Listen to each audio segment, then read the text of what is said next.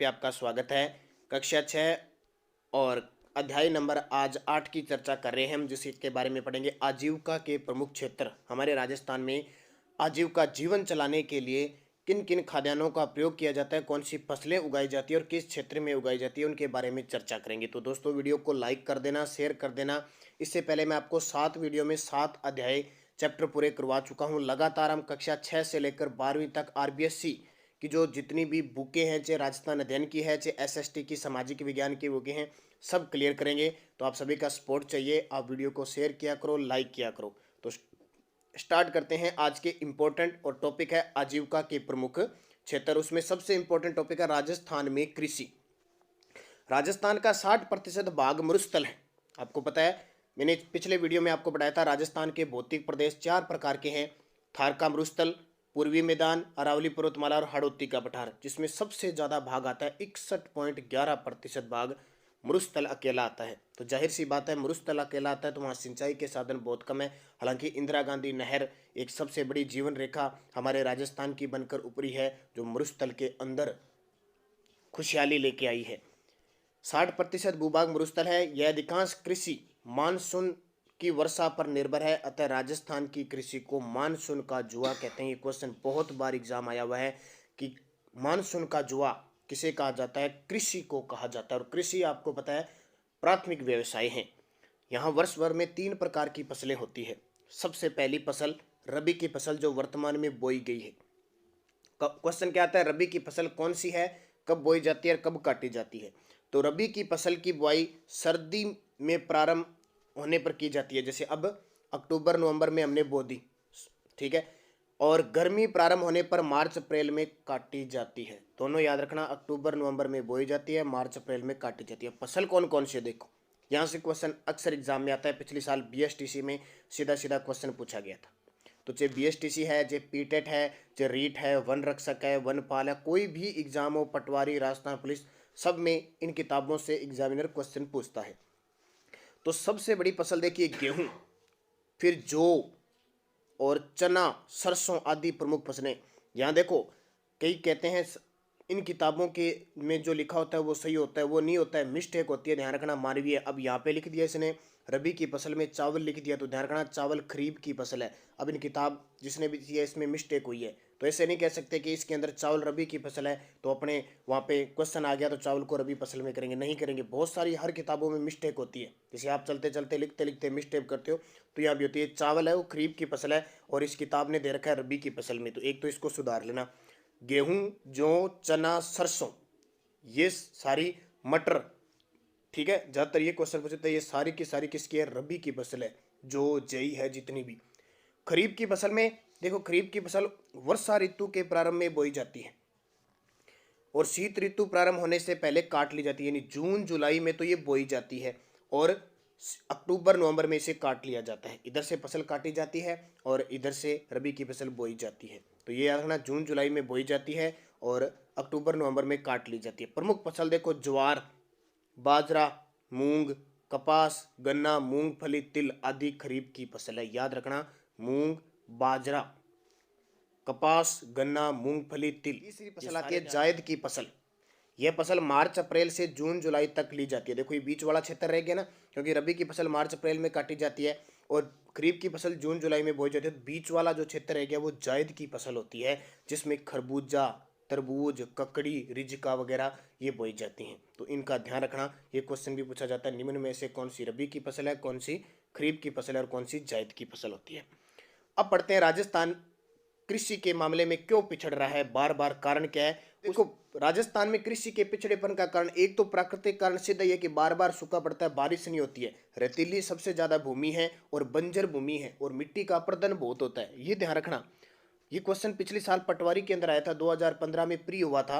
इस क्वेश्चन आया, राजस्थान में सबसे ज्यादा मिट्टी का अपर्दन किससे होता है? तो आपको बताना है हवा से, यानी पवन से होता है। मिट्टी का एक स्थान से दूसरे स्थान पर स्थानांतरण होना, मिट्टी का कटाव होता है, दरियन जिसको कहते हैं।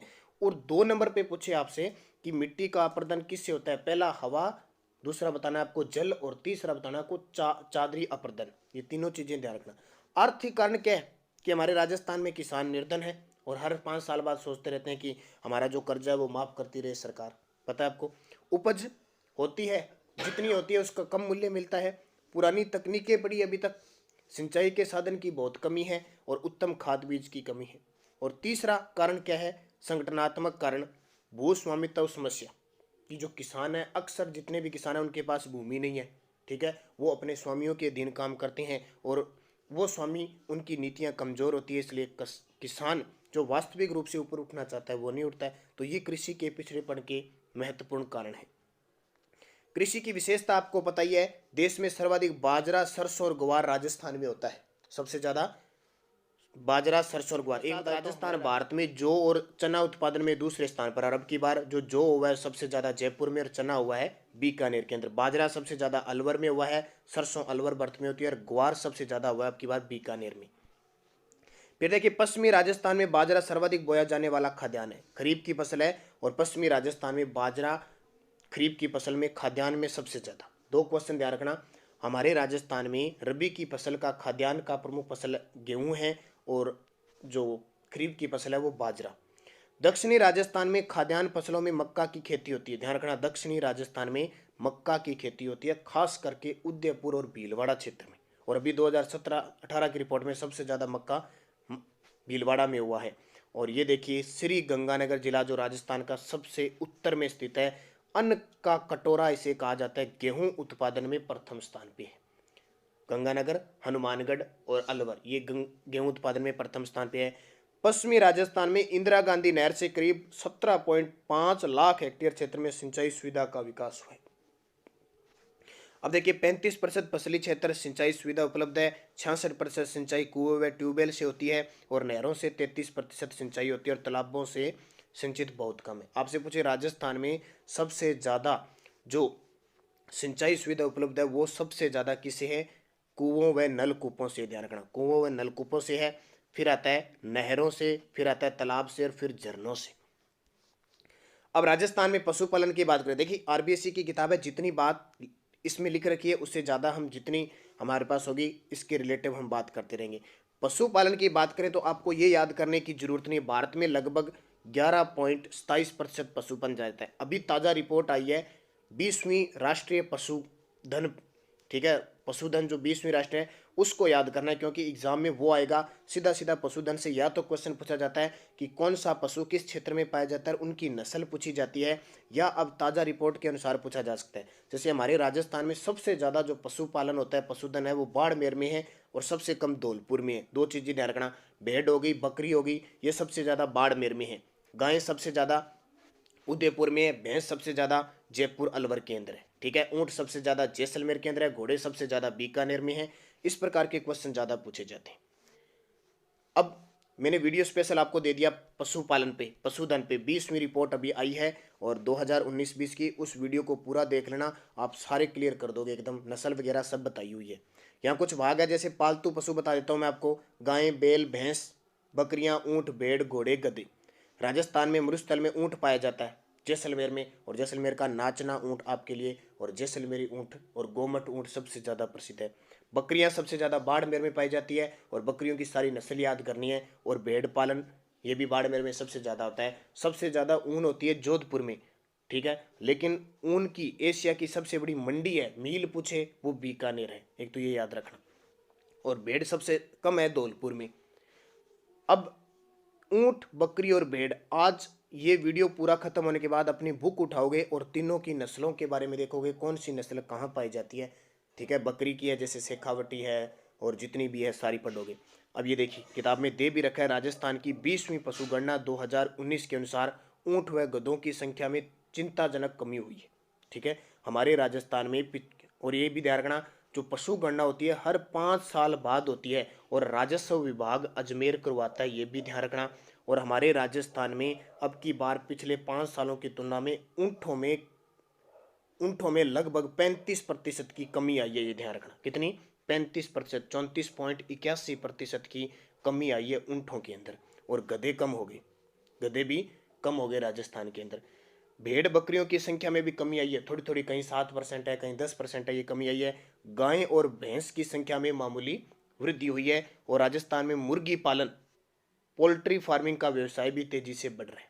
आपसे पूछे राजस्थान में क्वेश्चन आता है ना, नॉर्मल पढ़ते हो अब, राजस्थान में अंडों की टोकरी किसके कहते हैं, तो अजमेर जिले को कहते हैं, क्योंकि सबसे ज़्यादा जो मुर्गी पालन होता है वो अजमेर के अंदर होता है, ये ध्यान रखना। एक और बता देता हूँ, पिछले 5 सालों की तुलना में यानी 19वीं पशु गणना और 20वीं पशु गणना के अंतर में देखें तो राजस्थान में 1.66% पशुधन में कमी आई है, ध्यान रखना, पशुधन में कमी आई है। सबसे ज़्यादा पशुधन है उत्तर प्रदेश में और पूरे भारत में राजस्थान का दूसरा स्थान है। तो ये नई रिपोर्ट मैं बता रहा हूँ। पशुपालन से लाभ क्या होता है ये तो आपको पता ही है, अभी घी, मक्खन, छाछ, दही और चमड़ा वगैरह सब मिलता है। पशुपालन में समस्या क्या है, तो एक तो पौष्टिक आहार और सही इलाज नहीं हो पाता है, कमजोर नस्ल है, घटिया नस्ल के पशु हैं, चारागाह की पर्याप्त कमी है, और भी परंपरा से जो काम चल रहा है वही है, बारिश होती नहीं है। ये पशुपालन हो गया। अब देखो राजस्थान में खनन, खनन का मतलब भूमि से खोद कर जो खनिज निकाले जाते हैं वो खनन हो गए, और राजस्थान को भारत में खनिजों का अजायब घर कहते हैं। सबसे ज़्यादा खनिजों की जो खान है वो हमारे राजस्थान के अंदर है, लेकिन इतनी गुणवत्ता नहीं मिलती और इतना उत्पादन नहीं हो पाता क्योंकि हमारे पास संसाधन नहीं होते। इस कारण राजस्थान में खनन बहुत कम होता है और सबसे ज़्यादा खाने हमारे राजस्थान में। तो यहाँ देख सकते हो राजस्थान को खनिजों का अजायब घर कहा जाता है और लगभग 67 प्रकार के खनिजों का गहन होता है।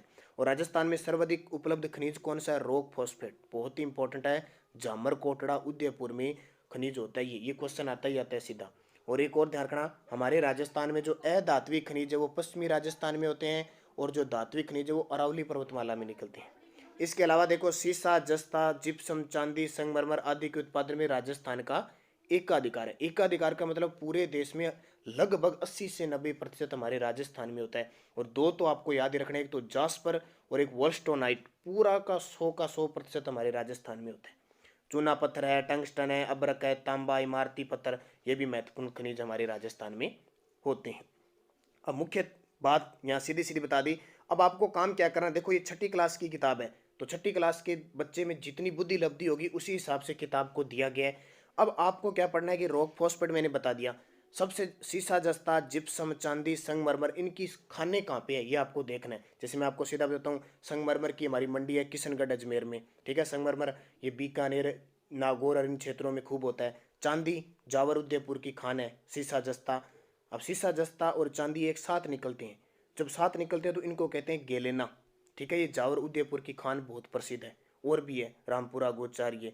तो आपको क्या करना है, इन सब खानों के बारे में पढ़ना है आज, क्योंकि रिलेटिव आ गया तो उससे पढ़ोगे याद हो जाएगा। जैसे चूना पत्थर, हमारे राजस्थान में सबसे ज़्यादा चूना पत्थर चित्तौड़गढ़ में होता है, क्योंकि सीमेंट भी सबसे ज़्यादा चित्तौड़गढ़ में होती है और सीमेंट बनाने के लिए सबसे ज़्यादा चूने पत्थर का प्रयोग किया जाता है। टंगस्टन डेगाना नागौर के अंदर होता है। अब्रक भीलवा, अब्रक नगरी किसको कहते हैं, भीलवाड़ा को। तांबा, तांबा खेतड़ी, झुंझुनू और इमारती पत्थर, कोटा स्टोन है, धौलपुर का, करौली का जो पत्थर है ये इंपॉर्टेंट होते हैं। तो इनके बारे में आप पूरा पढ़ोगे। आज आप टॉपिक कौन सा पढ़ोगे, कृषि, पशुपालन और खनिज से संबंधित जितना भी टॉपिक है इस वीडियो के बारे में जरूर पढ़ लेना। अब आपके लिए क्वेश्चन छोड़ के जाना हूं, इन क्वेश्चनों के जवाब आपको देने हैं। रबी की फसल की प्रमुख फसल कौन सी है, रबी फसल, मक्का, बाजरा, कपास, गेहूं, इनमें से कौन सी रबी की फसल है। और मरुस्थलीय राजस्थान में सर्वाधिक बोया जाने वाला खाद्यान्न कौन सा है, मरुस्थल का है ना, जो 61.11% भाग पर मरुस्थल है। राजस्थान के 12 जिले आते हैं, उनमें बताना है गेहूं, बाजरा, चावल, मक्का। और यहाँ दे रखा है खरीफ की फसल किस ऋतु में बोई जाती है, ये बताना है आपको। और 20वीं पशु गणना के अनुसार राजस्थान में कितने प्रतिशत पशुओं में गिरावट आई है, किस किस में कमी आई है वो बताना है। और बाकी आप क्वेश्चन कमेंट में जवाब दे देना, वीडियो को लाइक कर देना, शेयर कर देना। हर एक वीडियो में एक चैप्टर हमारा क्लियर हो रहा है, बढ़िया तरीके से क्लियर हो रहा है। इतनी चीज़ें अगर आपने पढ़ ली तो राजस्थान जीके का आपका क्वेश्चन गलत नहीं होगा। तो धन्यवाद, जय हिंद, जय भारत।